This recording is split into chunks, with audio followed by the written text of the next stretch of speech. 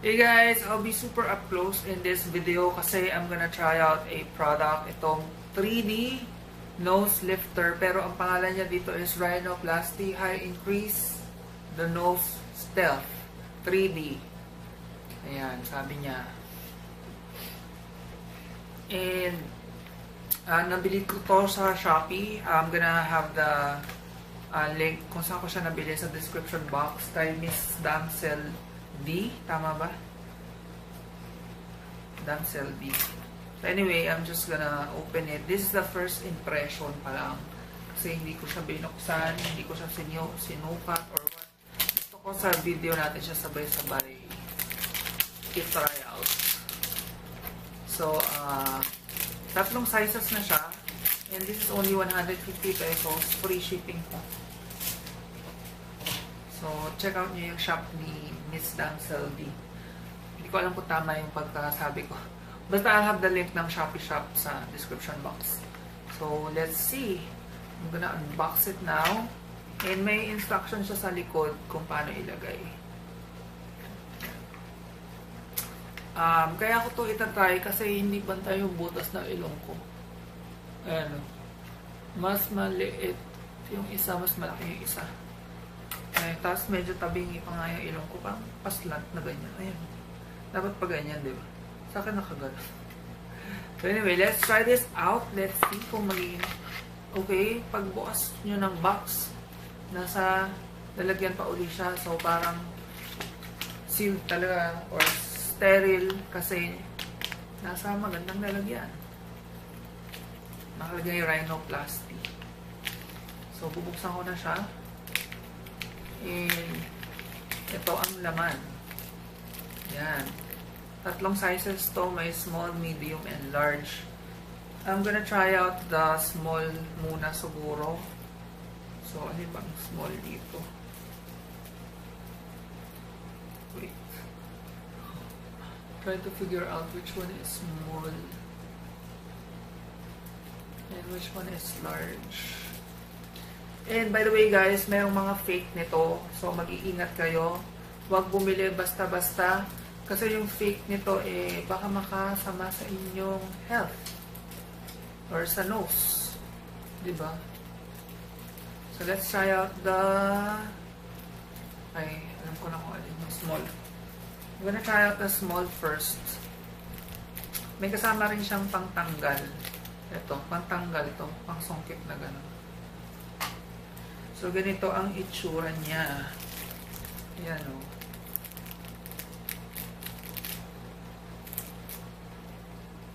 Ganyan. I don't know if ma-focus ko to. Ang liit kasi. So, anyway. Ano ba? Basahin ko lang sandali. Okay. Yung... Pag inano nyo kasi siya, may bump dito sa baba. Yan yung nasa base ng ating ilong. So, pag ganyan. Pag ganyan. Yung may tungkod, yung may bump, yan sa ilalim. Masaya pag ganyan. And then, ilalagay siya sa dito. Sa yung parang sulok ng ilong, yung dulo. So, I'm gonna try. Wish me luck, guys.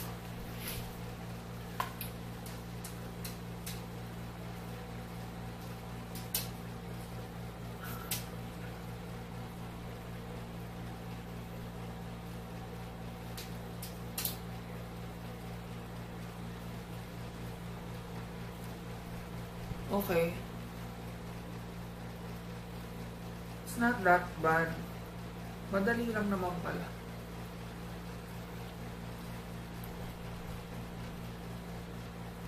So, papasok ko lang ng konti pa. Ayan o. Immediately, kita agad na parang yung butas ng ilong ko gumanon. Tapos naging narrow dito. So, i-apply ko yung isa sa kabila. Hindi naman siya ganun kahirap pala ilagay. Madali lang. And akala ko parang nakakatakot, baka mamaya madulas, masinghot ko. Hindi naman pala, kumakapit naman pala siya. So try natin dito sa kabila.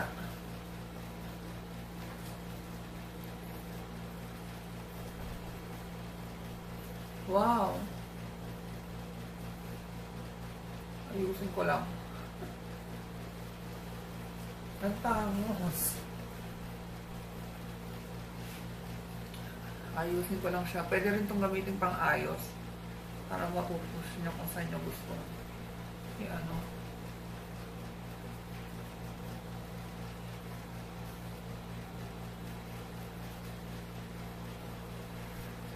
Ayan siya. Hindi pa rin siya pantay kasi nga talagang hindi pantay yung butas ng ilong ko. Pero talagang umano siya ha. Talagang na-lift niya yung ilong ko. Naging narrow. Ayan o. Sa side view ako. Tapos mamaya magsa side view din ako. Tapos pag tinanggal ko. Para sa picture makikita. Ang tangos niya. Ayan o. Parang lumiit. Mas nagkaroon ng definition yung shape.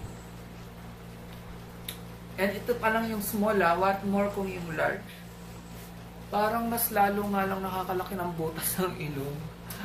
Pero, yung sides, lumiit. Tapos parang mas tumaas dito. Yung tip, mas napataas niya. Yan. So, I think okay na sa akin tong small kasi mahigpit. Let's try din yung malaki. Yung large. Tatanggalin ko lang. So, pag tinanggal, susungkitin lang. Ayan o. Ang dali lang o. Sinungkit ko lang na gano'n. Tapos nakuha ko na. Ayan siya. Pag wala. Tapos parang yung ilong ko bumalik sa dati. Yung malapad. Then, I'm gonna try the large one.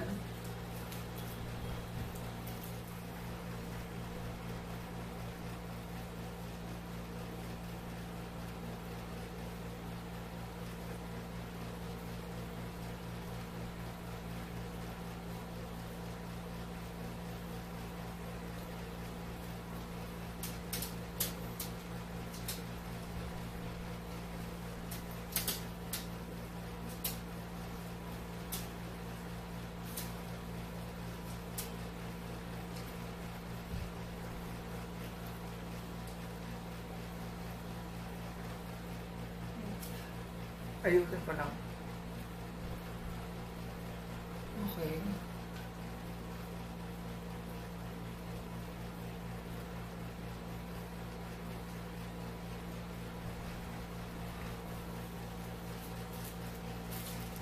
Kitang-kita nyo yung difference ko.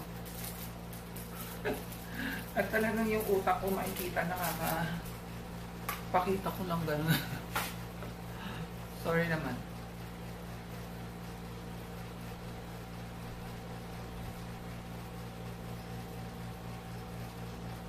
Medyo malaki tong large para sa nose ko.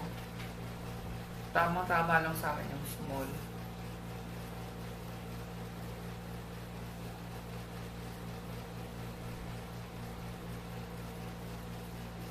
And lalong lumaki yung butas ng ilong ko pag itong large.